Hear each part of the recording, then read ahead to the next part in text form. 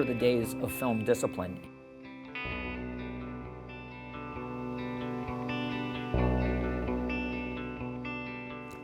Hello, my name is Addison Randall.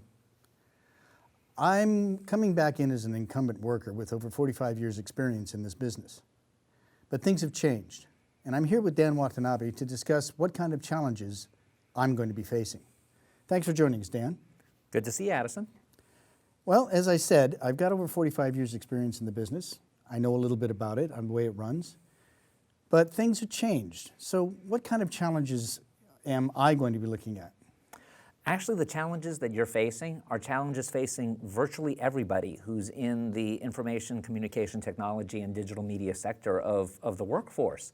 And even people who are in their late 20s and who had computer science degrees.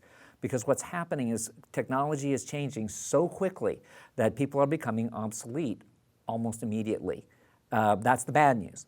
The good news is that everyone's aware that this is happening. So one of the things that's become important is to look at what a person's soft skills are.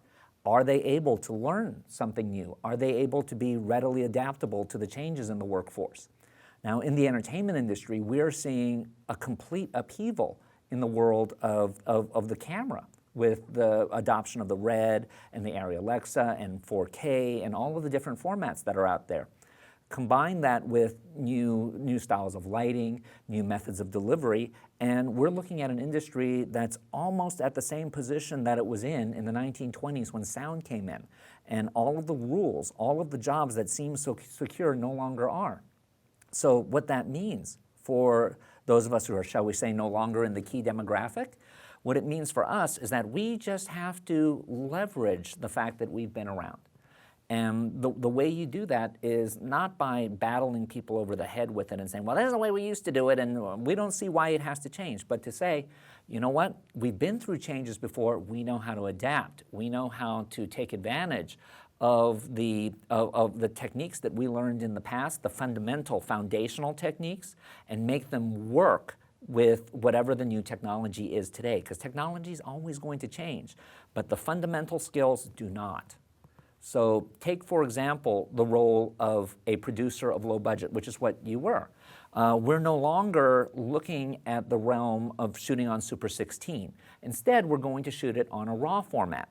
But in terms of the discipline that needs to be there on a set for a low budget film has not changed. And unfortunately, for a lot of the new people who are coming in, the fact that they don't have to respect film anymore because there's no longer a cost per minute in raw stock and in developing fees, there's this sense that you can just let things go and you can do multiple takes. So what someone like you can bring in is the fact that you remember the days of film discipline. You can enforce the fact that when you say camera up, it means camera up. When you do a couple of takes and you have a good take, you'll be able to say, that was a good take. There's no need for us to do another 15 versions of it for safety or just because it's quote unquote free. So you're actually in a sweet spot. I'm not saying it's an easy spot, it's not. Because the fact is that we're having to address people who are often the age of our children or even younger. And they're looking at us as being authoritarian figures who are in their own way threatening. So we need to not present ourselves as being threatening. That's the trick. And in terms of the foundational skills, you know how to light a set very quickly and efficiently. And because you've been around it a long time, you know how to create the emotional content around that, the emotional context. As a development person who's been around for a while, I can see those subtleties in your style versus someone who's coming in who might be more of a crackerjack, but who ultimately isn't going to be able to maintain a consistent view.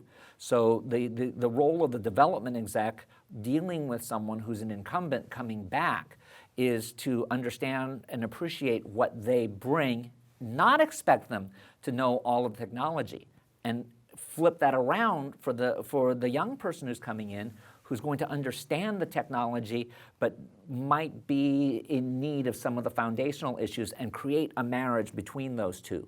This is the challenge that's facing development people today and the challenge that's facing both the incoming and the incumbent worker. Well, thank you very much, Dan. I greatly appreciate the input. Thanks again. We look forward to continuing this conversation. Absolutely.